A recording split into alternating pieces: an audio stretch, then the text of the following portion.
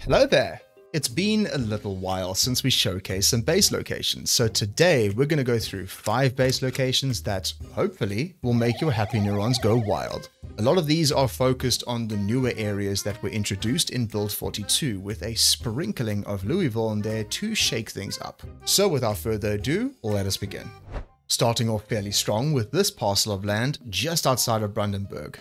This not so little plot of land will give you easy access to start ranching earlier, as you can just use the pre-built pen without having to do any construction yourself, complete with a bunch of feeding troughs too and plenty of space to section off for other livestock as you grow your ranch, and there is a good possibility that it will come with a handful of pigs to get started. Animal husbandry aside, the plot itself also comes with 2 enormous warehouses. One of them is likely to spawn with nothing inside from the looks of it, but the other one will spawn with a bucket load of crates inside for you to shuffle them around or just dismantle them if you prefer. This leaves you with insane storage space that can be easily extended to a second floor. I explored this location on normal zombie population settings, and it looks like the zombie spawns are actually quite minimal here, so clearing this place out will be way easier than something right in the middle of Brandenburg. You have small sheds around the property, one of which is a small garage that has a chance for a Jenny spawn, which is always nice to have, and just up the road you have a pond for fishing and water access. Brandenburg itself is packed with points of interest that can sustain you for quite a while, but of course the promise of riches often comes with great risks, which in this case is a whole lot of zomboids.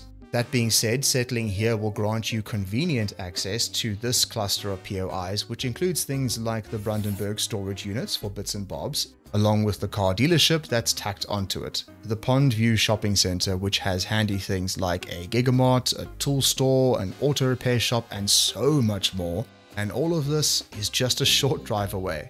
I'd say this plot is a prime spot to sustain you for a longer playthrough and is quite safe given its distance to town and other urban areas. Before we move on to other locations, there is one more spot in Brandenburg that I would like to share with you. And this one is if you want to be a little further out from civilization while still having some creature comforts. And I'm talking about this location right here.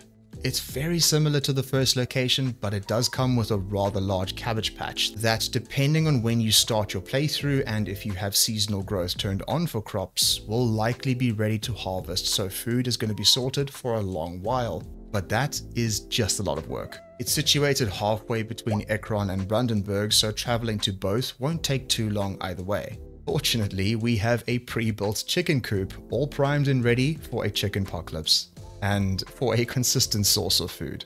And because we are balls deep in the forest, we have plenty of trees around for construction projects and also cover from anything potentially dangerous. The fences are low, but that's not too big of an issue, as you won't get too many wanderers coming your way given its location. The house itself is a double story and has plenty of living space, as well as a garage that can easily fit 2 vehicles, and even has a chance for a generator spawn.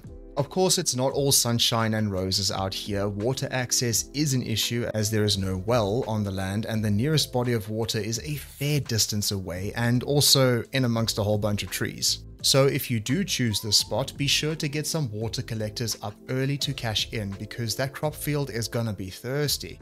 The other issue is, of course, nearby points of interest for good loot. If you haven't properly looted up already beforehand, make sure that you have enough space to bring back everything to minimize unnecessary trips. Those 2 minor issues aside, it's a really safe location that has plenty of potential for a medium or even a longer term playthrough. If you like staying away from towns, that is. This next one is for when you want to get into ranching, but you want something a little more free range. Allow me to introduce the Caban Center for Wildlife Rehabilitation. I would never have even thought to look at this beautiful specimen of a base location if not for someone mentioning it to me in the comments, because it isn't marked on the map. So thank you so much for that recommendation.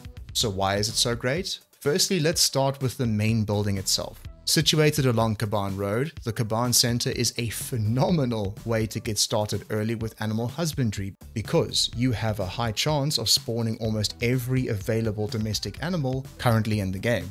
including cows. Even if you can't be bothered to extend your borders to the outer skirts of the area and choose to just use the main building, you're going to be more than okay. The main central building has a courtyard that is ringed with the good kind of metal fences, which, as far as I'm aware, the Zeds can't break down just yet. You even get your very own MRI machine, which I think is a nice touch, although we can't do anything with it just yet. And the interior is laid out beautifully. We have pre-built barricades on many of the windows, which makes securing it a little easier, with most of the entry points concentrated on one corner of the building. There is a double-story house just north of the main central building that you could use for a living quarters if you preferred, as the main building doesn't have any kitchen appliances, but that's completely up to you. Nothing a little room remodel can't solve. While I was taking a look around, I noticed some livestock trailer spawns as well to get you started with shifting animals around, which is handy to have. Speaking of animals, you have pre-built enclosures all over the property which you could use for animals or just leave as is. It's a large area for one person to cover after all. Even so, those enclosures are protected by high metal fences, which will keep you quite safe. As if all the space and all the high fences around aren't good enough, we also have a ponds nearby for water and a metric ton of trees around for building projects. The zombie pop in this area can be fairly chonky depending on your population settings, but it isn't too bad to clear out, and it's also not too remote that it will end up being difficult to get supplies, especially considering that it's situated roughly halfway between Echo Creek and Irvington. All things considered, this is one hell of a base location that will give you great chances of survival for longer or even medium-term playthroughs.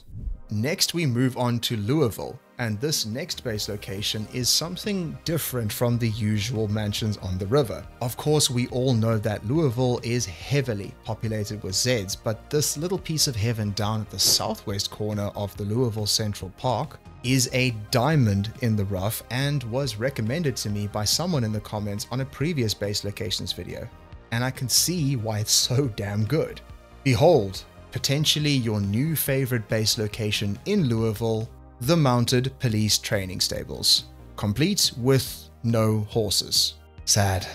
The main building comes with a large central courtyard that only has 4 windows to get through, making it very easy to barricade, and the best part of all of this is the archway going into the central courtyard. It's a double gate perfectly, so very minimal construction needs to happen to make it decently secure.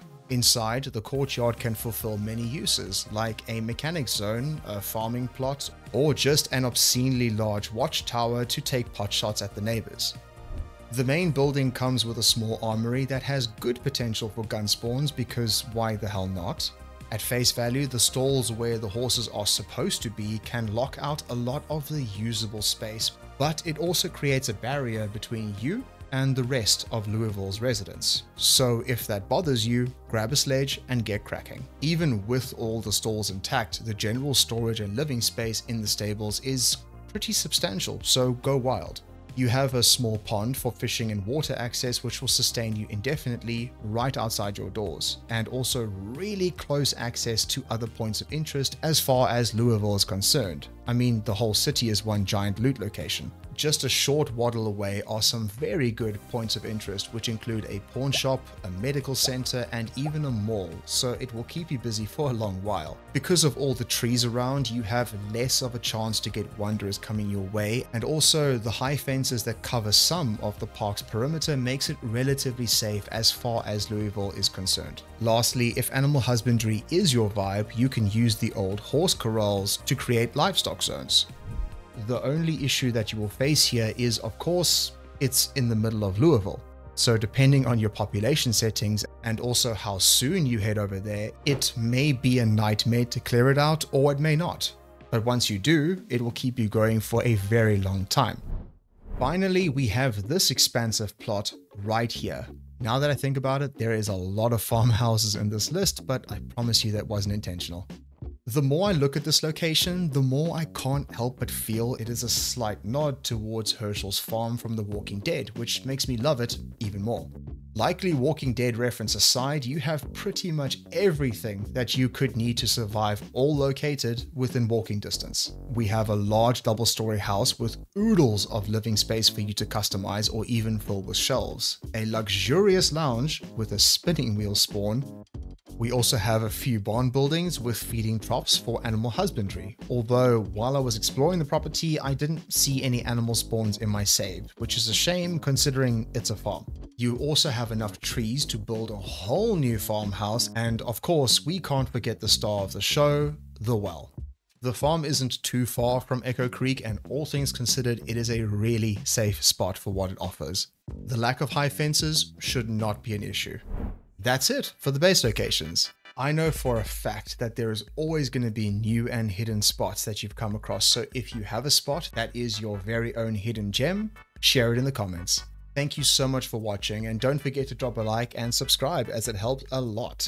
Stay safe out there, survivors, and I shall see you in the next one.